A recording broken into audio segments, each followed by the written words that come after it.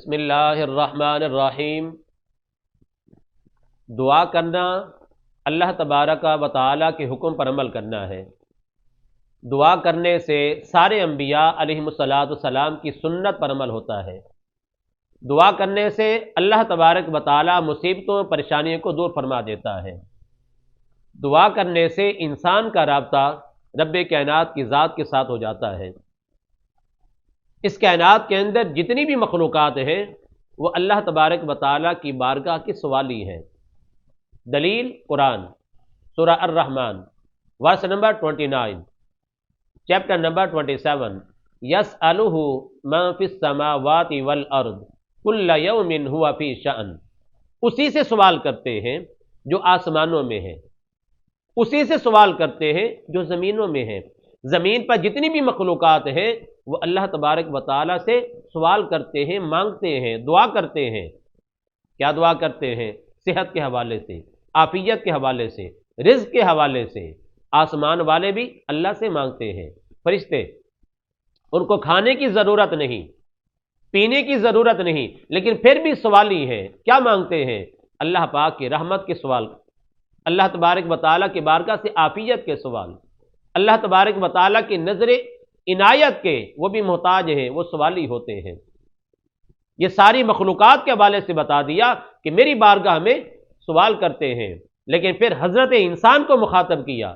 سورہ المؤمن، chapter number 24، verse number 60، وقال ربکم ادعونی استجب لکم ان الذین یستکبرون عن عبادتی سیدخلون جہنم داخرین۔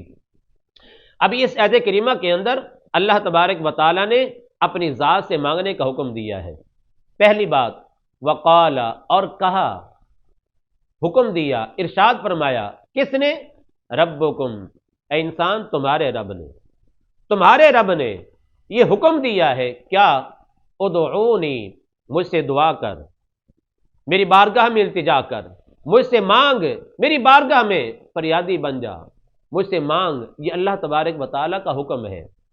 اور ساتھ ہی مجدہ جاں فضاں بھی سنا دیا، خوشخبری بھی عطا فرما دی، گڈ نیوز بھی عطا فرما دی۔ استجب لکم، اے انسان میں نے تمہیں مانگنے کا حکم دیا ہے اور میری طرف سے یہ خوشخبری بھی سن لے، تو مانگے گا، استجب لکم، میں تیری دعاؤں کو اپنی بارگاہ میں قبول فرماؤں گا۔ سبحان اللہ، حکم دے رہا ہے اور ساتھ ہی فرما رہا ہے کہ انسان مانگ، میں تیری دعاؤں کو اپنی بارگاہ میں قبول فرماؤں گا۔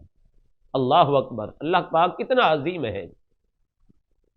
اور یہ یہاں پر اللہ تبارک و تعالیٰ کا وعدہ ہے، اے انسان مجھ سے مانگ، میں تیری دعاؤں کو قبول فرماؤں گا۔ یہ وعدہ میرا یا آپ کا وعدہ نہیں ہے، یہ کسی ہمارے پولیٹیکل لیڈر کا وعدہ نہیں ہے، یہ کسی سیاستدان کا وعدہ نہیں ہے، یہ کسی جج کا، چیف جسٹس کا یا چیف آف آرمی سٹاف کا وعدہ نہیں ہے، کسی افسر کا وعدہ نہیں ہے، بلکہ یہ وعدہ کس کا ہے؟ اس ذات کا ہے جو ساری کائنات کا مالک ہے، ساری کائنات کا خالق ہے، ساری کائنات کا رازق ہے۔ اس ذات کا وعدہ ہے، کیا؟ بندے مانگ مجھ سے، دعا کر، میں تیری دعاؤں کو قبول فرماؤں گا۔ اور وہ ذات کون ہے؟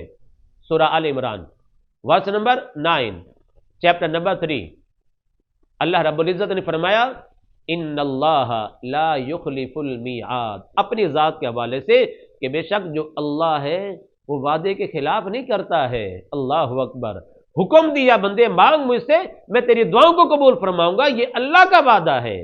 بندے مجھ سے مانگ، اور اللہ کبھی اپنے وعدے کے خلاف نہیں کرتا ہے۔ آگے چلیے، رب کائنات نے فرمایا اسی آیت کریمہ کا دوسرا حصہ، ان الذین یستکبرون عن عبادتی۔ اب یہاں پر ایک قابل غور بات جو علماء کرام بیان کرتے ہیں، اللہ علماء حق پر اپنی رحمتوں کی بارش فرمائے کہ رب کائنات نے اس آیت کریمہ کے آغاز میں، شروع میں دعا کرنے کا حکم دیا، لیکن آگے فرمایا بے شک وہ لوگ یستکبرون عن عبادتی، جو میری عبادت سے تکبر کریں گے۔ سوال یہ پیدا ہوتا ہے کہ پیچھے دعا کا ذکر ہے، آگے عبادت کا ذکر آ گیا۔ باری تعالیٰ پیچھے دعا کا ذکر ہے تو آگے بھی دعا کے الفاظ ہونے چاہیے تھے۔ یوں ہونا چاہیے تھا ان الذین یستکبرون عن دعائی، لیکن ہے کیا؟ ان الذین یستکبرون عن عبادتی۔ آخر وجہ کیا ہے کہ شروع میں دعا کا ذکر، آگے عبادت کا ذکر؟ حالانکہ شروع میں دعا کا ذکر، آگے بھی دعا کے حوالے سے بات ہونی چاہیے تھی، لیکن اللہ تبارک و تعالیٰ نے آگے عبادت کا لفظ لا کر کس بات کو واضح کیا ہے؟ تو علماء کرام بیان کرتے ہیں کہ اللہ تبارک و تعالیٰ نے شروع میں دعا کا ذکر کیا، آگے عبادت کا لفظ لا کر اس بات کو واضح کیا کہ انسان یہ نہ سمجھ لینا کہ دعا کوئی معمولی بات ہے، کوئی عام سا کام ہے، نہیں، بلکہ یہ ذہن میں رکھ لے کہ میری بارگاہ سے مانگنا، میری بارگاہ میں دعا کرنا، یہ وہ عمل ہے جو میری بارگاہ میں عبادت ہے۔ اس لیے اللہ پاک نے آگے عبادت کا لفظ لایا ہے، اور اسی بات کو اللہ کے پیارے نبی احمد مجتبی محمد مصطفیٰ صلی اللہ تعالی علیہ وآلہ وسلم نے واضح فرمایا۔